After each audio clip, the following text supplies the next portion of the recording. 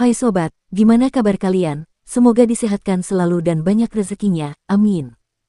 Jangan lupa untuk berlangganan. Dengan Anda berlangganan, Anda menjadi orang pertama di channel ini yang memiliki hak istimewa. Pada kesempatan kali ini, Sabta Novel akan melanjutkan Sword of Coming episode 35. Untuk melihat video selengkapnya, sahabat bisa kunjungi playlist yang telah Mimin sediakan. Yuk mari, kita berimajinasi bersama dan masuk ke alur ceritanya.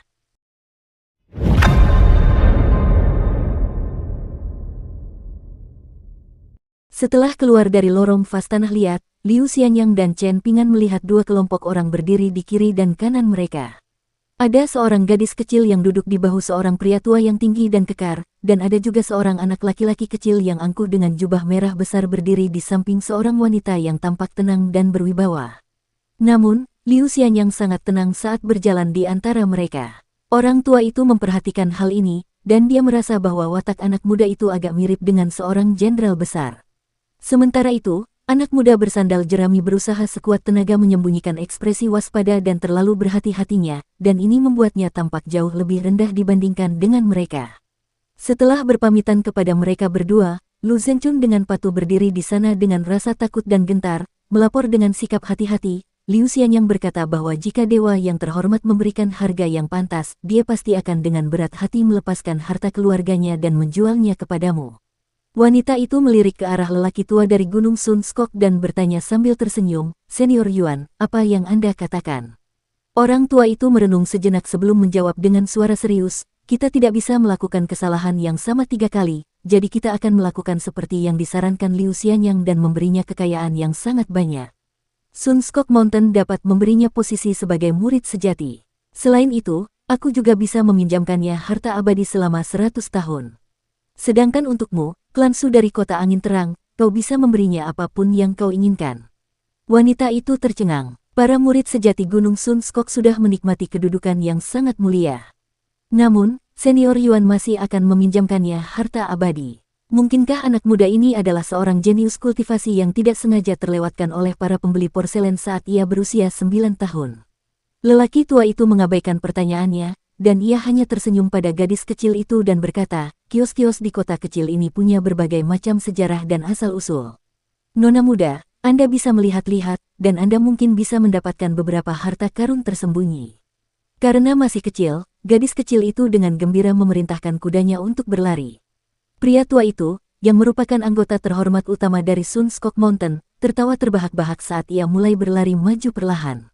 Ia tampak seperti gunung yang bergerak. Anak lelaki itu terkekeh dan berkata, "Betapa dahsyatnya Gunung Sun Skok."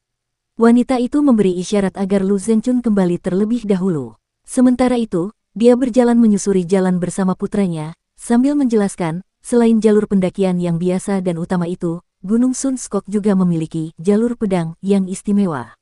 Diwariskan hingga hari ini, mereka telah membuka 6 jalur untuk naik ke puncak.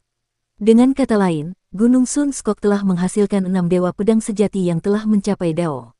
Anak laki-laki itu mencibir dan berkata, apa pentingnya berapa banyak dewa pedang yang telah mereka hasilkan?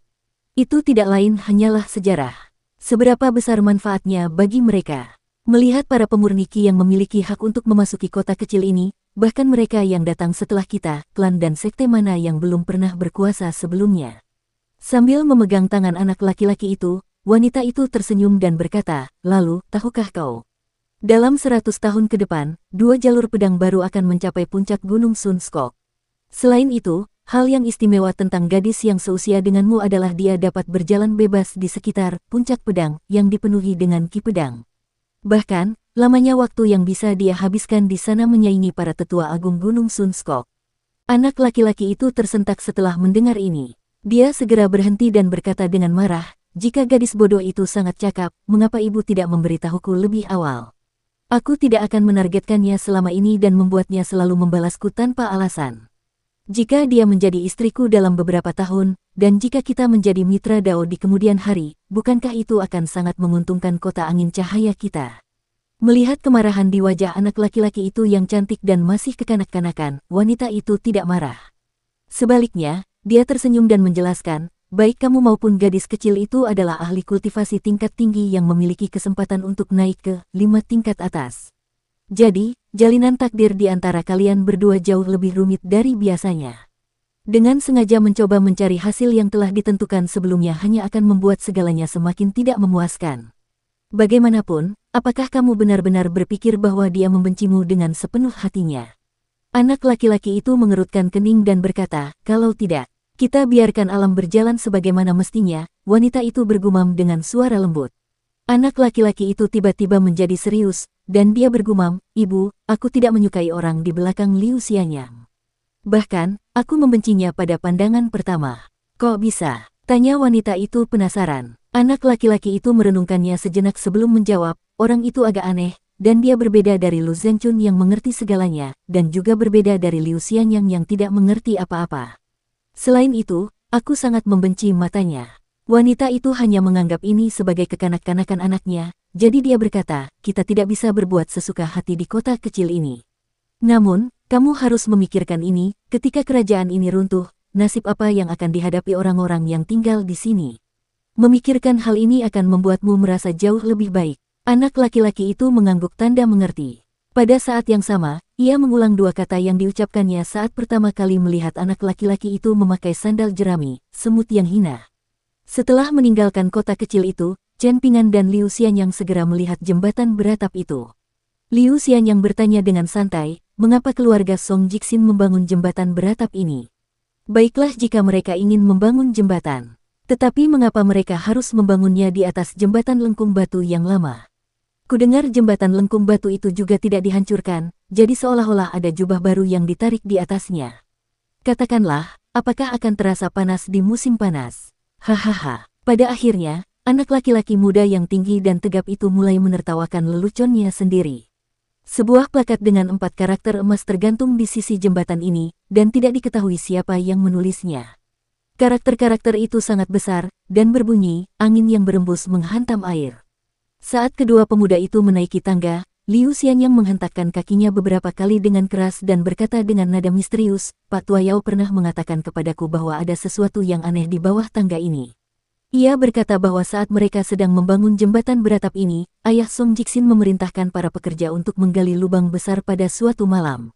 Mereka kemudian mengubur sebuah guci porselen besar yang tingginya sama dengan tinggi orang dewasa. Apakah kalian tidak merasa ini menakutkan? Chen Pingan mendengus dan berkata, apa yang menakutkan tentang itu? Mereka berdua berjalan ke jembatan tertutup yang menawarkan sedikit keteduhan. Liu Xianyang merendahkan suaranya dan berbisik, apakah menurutmu itu karena beberapa orang telah tenggelam di kolam dalam di bawah jembatan tertutup itu? Jadi mereka perlu mengundang biksu dan penganut Tao untuk menekan aura jahat itu. Chen Pingan tidak pernah berbicara sembarangan tentang hal-hal yang berkaitan dengan dewa dan roh. Liu Xianyang tidak mendapat tanggapan, dan ini dengan cepat memudarkan minatnya terhadap topik tersebut. Jembatan kayu ini baru dibangun beberapa tahun lalu, jadi orang masih bisa mencium bau cat dan aroma kayu yang samar. Pilar dan balok utama semuanya dibangun dari kayu yang ditebang dari gunung dan hutan yang telah ditutup selama bertahun-tahun. Mengangkut pohon-pohon yang ditebang itu sangat sulit, terutama karena sungai kecil yang mengalir di sekitar gunung tidak cukup dalam untuk pohon-pohon itu mengapung. Jadi, para pekerja hanya dapat mengangkutnya saat hujan deras ketika gunung menjadi berlumpur dan licin. Jika mereka tidak hati-hati, mereka akan jatuh ke dalam air yang deras dan menghadapi bahaya yang mengancam. Untungnya, tidak ada seorang pun yang terpeleset ke sungai dan tenggelam saat itu. Ada pula yang mengatakan bahwa Bapak Ki dari sekolah swasta itu secara pribadi turun tangan membantu, mengajari para pekerja cara mengangkut pohon yang ditebang dengan benar. Jadi, berkat Bapak Ki, semuanya berjalan lancar. Ketika mereka tiba di tangga di sisi utara jembatan tertutup, Liu Xianyang tiba-tiba duduk di atas lempengan batu biru yang panjang. Chen Pingan tidak punya pilihan selain berjongkok di sampingnya. Liu Xianyang tersenyum dan bertanya, jika bukan karena aku, apakah kamu dan Song Jixin akan menjadi teman baik? Chen Pingan menggelengkan kepalanya dan menjawab, mungkin hubungan kita akan lebih baik. Namun, tidak akan jauh lebih baik. Liu Xianyang sangat penasaran, dan bertanya, kenapa? Kalian berdua tetangga, dan kalian juga seumuran. Sejujurnya, Song Jixin memang suka berbicara tentang prinsip-prinsip yang mendalam sepanjang waktu, dan cara bicaranya memang tidak enak didengar. Namun, aku tidak ingat dia pernah melakukan sesuatu yang terlalu menyinggung. Selain itu, kalian juga orang yang sangat ramah, jadi mengapa kalian berdua tidak akur? Chen Pingan tersenyum dan menjawab, mari kita bicarakan hal lain. Saat kita sampai di bengkel pandai besi, kamu pasti tidak boleh bermalas-malasan seperti yang biasa kamu lakukan. Apakah kamu bisa mempertahankan baju sirah yang diwariskan oleh leluhurmu atau tidak tergantung pada apakah kamu bisa menjadi murid Master Ruan. Aku tahu. Chen Pingan, jujur saja, kamu harus benar-benar mengubah kebiasaanmu mengomel pada orang lain di masa depan. Kalau tidak, aku akan sangat kesal padamu. Liu Xian yang bersandar, menyandarkan kepalanya di anak tangga teratas jembatan beratap. Ia menatap langit biru dan berkata, kau telah menempuh jarak yang sangat jauh bersama Pak Tua Yao, dan kau juga mendaki banyak gunung tinggi bersamanya. Saat kau berdiri di puncak gunung-gunung itu, seberapa jauh kau bisa melihat? Chen Pingan dengan santai memetik akar manis dari tanah dan menjentikkan tanahnya sebelum memasukkannya ke dalam mulut dan mengunyahnya. Kata-katanya agak tidak jelas saat dia menjawab, mungkin tahun lalu saat kami menjelajah paling jauh. Pak Tua Yao dan saya butuh sekitar 10 hari untuk pergi dan pulang. Kami harus mengambil jalan memutar di sekitar selusin atau lebih area terlarang, dan akhirnya, kami tiba di depan sebuah gunung aneh yang sangat tinggi. Anda mungkin tidak percaya, tetapi saat kami melihat ke bawah dari pinggang gunung, yang kami lihat sudah berupa lapisan awan dan kabut. Pada akhirnya, Pak Tua Yao dan saya akhirnya berhasil mendaki ke puncak gunung. Namun, Liu Xian yang menunggunya untuk melanjutkan. Namun, setelah menunggu setengah hari, dia masih tidak mendengar suara Chen Pingan lagi. Dia berbalik dan berkata sambil tersenyum, sama seperti buang air besar, siapa sih yang menarik celananya di tengah jalan? Kamu mau melanjutkan atau tidak? Dukung terus channel YouTube Sabta Novel. Chen Pingan merasa sedikit sentimental, dan berkata dengan lembut, kau juga tahu bahwa Pak Tua Yao memiliki kesan yang sangat buruk terhadapku. Ia hampir tidak pernah membahas prinsip-prinsip penting denganku, dan ia juga tidak mau mengajariku keterampilan sejati dalam membakar tembikar. Pak Tua Yao tidak suka berbicara denganku, jadi setiap kali kami memasuki pegunungan, ia hanya akan mengucapkan sedikit kata kepadaku selama perjalanan. Namun, ketika kami mencapai puncak gunung saat itu, Pak Tua Yao mungkin merasa baik-baik saja, jadi ia mengucapkan beberapa patah kata lagi kepadaku. Ia menyuruhku untuk hanya melihat pemandangan di sana, dan tidak membicarakannya setelah kami meninggalkan gunung. Ia berkata bahwa seseorang harus menundukkan kepala dan bekerja dengan sekuat tenaga. Jika seseorang hanya tahu bagaimana berbicara, mereka hanya akan membawa malu bagi diri mereka sendiri bahkan jika mereka berhasil meninggalkan kota kecil kita. Liu Xian yang mencoba menghiburnya, dengan berkata, aku tidak mencoba mencari alasan untuk Pak Tua Yao, tetapi dia tidak membencimu meskipun dia tidak menyukaimu. Faktanya, dia bersikap seperti itu kepada semua orang, dan hanya aku yang diperlakukan sedikit berbeda. Chen Pingan mengangguk dan setuju, itulah sebabnya aku selalu sangat berterima kasih pada Pak Tua Yao. Kau sudah mengoceh banyak hal, tapi kau masih belum memberitahuku apa yang kau lihat. Liu Xian yang tiba-tiba meledak marah. Chen Pingan menunjuk ke arah timur. Gunung yang kami daki sudah sangat tinggi. Namun, ketika kami tiba di puncak dan melihat ke kejauhan, yang kami lihat adalah gunung yang lebih tinggi lagi di timur. Saya bahkan tidak dapat menggambarkan seberapa tingginya. Liu Xian yang mengumpat, jadi yang kau lihat hanyalah sebuah gunung. Dan aku pikir kau melihat makhluk abadi yang bisa terbang atau semacamnya. Chen Pingan merenung sejenak sebelum berkata dengan ekspresi penuh kerinduan, bagaimana jika benar-benar ada seorang abadi di gunung itu? Liu Xian yang terkekeh dan bertanya, Chen Pingan, apakah menurutmu makhluk abadi juga perlu makan dan buang air? Chen Pingan mengusap dagunya dan menjawab, jika makhluk abadi juga perlu makan dan buang air. Itu tampaknya agak tidak masuk akal. Liu Xian yang memukul kepala Chen Pingan dengan kejam sebelum melompat dan berlari menjauh. Sambil berlari, dia tidak lupa berteriak, apakah seorang abadi baru saja buang air besar di kepalamu? Liu Xian yang sama sekali tidak mengendalikan kekuatannya, menyebabkan Chen Pingan merasa sedikit linglung saat ini. Namun, dia tidak berpikir untuk mengejar anak muda yang tinggi dan tegap itu. Sebaliknya, Chen Pingan berdiri dan bergumam pada dirinya sendiri, apakah guntur adalah dengkuran para dewa? Saat hujan, itu tidak mungkin air seni para dewa, kan? Kalau tidak, kita terlalu menyedihkan. Chen Pingan mempercepat langkahnya dan segera menyusul Liu Xiannya. Mereka terus mengobrol dan bercanda, dan tak lama kemudian, mereka akhirnya tiba di bengkel pandai besi di sebelah sungai. Termasuk gubuk-gubuk lumpur dan pondok-pondok beratap jerami, ada sekitar 7 hingga 8 bangunan di sekitarnya. Di mata Chen Pingan, ini semua adalah kantong-kantong koin tembaga. Ada juga sejumlah besar pemuda dari kota yang saat ini sedang menggali sumur, banyak dari mereka adalah murid dari Tungku Naga seperti Liu Xianyang. Tanpa pekerjaan di Tungku Naga, tentu saja tidak ada lagi makanan di mangkuk porselen yang diberikan oleh kaisar mereka.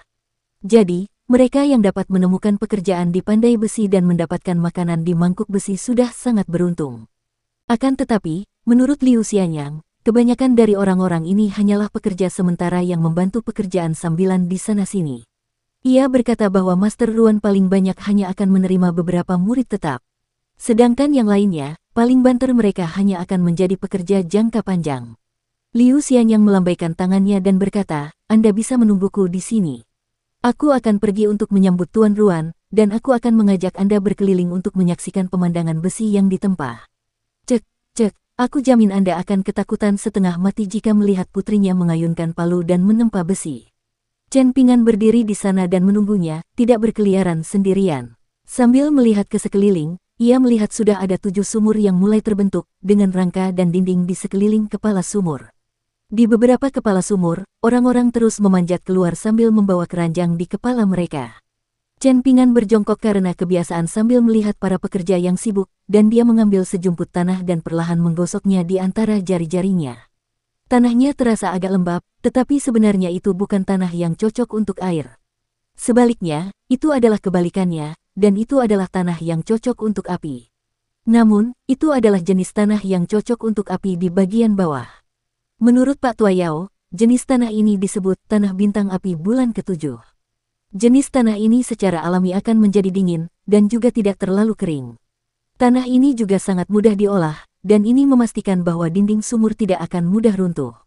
Ini adalah hal yang baik. Meskipun Guru Ruan bukan seorang ahli dalam hal menggali sumur, sangat jelas bahwa dia juga bukan seorang amatir. Hanya saja Chen Ping'an sedikit bingung mengapa dia membutuhkan begitu banyak sumur di daerah kecil ini. Chen Ping'an menyeringai saat dia berbalik untuk melihat sungai. Saat ini, di mata anak laki-laki bersandal jerami ini, sungai kecil tak bernama itu bagaikan gudang harta karun penuh koin emas, perak, dan tembaga. Namun, saat ia selesai mengumpulkan kerikil empedu ular malam ini, Chen Ping'an diam-diam akan pergi ke lorong vas tanah liat dan mengunjungi rumah Guken. Ia kemudian akan mengikuti instruksi Guken dan menggali harta karun yang telah ia sembunyikan di dasar tong air besar. Guken pergi terburu-buru saat itu, jadi ia tidak dapat memberitahu Chen Ping'an banyak hal. Ia hanya mengatakan bahwa bahkan ibunya tidak tahu di mana harta karun ini disembunyikan. Saat memikirkan anak kecil yang ingusan itu, Chen Ping'an tidak dapat menahan tawa. Dulu, Chen Ping'an adalah seorang anak kecil yang selalu mengikuti Liu Xianyang kemana-mana. Ia akan mengikutinya memancing, menangkap ular, dan mencuri telur dari sarang burung. Setelah dewasa, ia juga memiliki seorang anak kecil yang selalu mengikutinya kemana-mana. Bagi anak lelaki yang tidak punya sanak saudara, yang satu seperti kakak laki-lakinya, dan yang satu lagi seperti adik laki-lakinya. Dia harus membayar yang satu, dan harus mengurus yang satunya. Jadi, meskipun kehidupan Chen Ping'an penuh dengan kesulitan selama bertahun-tahun, dia tidak merasakan sakit atau sengsara sama sekali.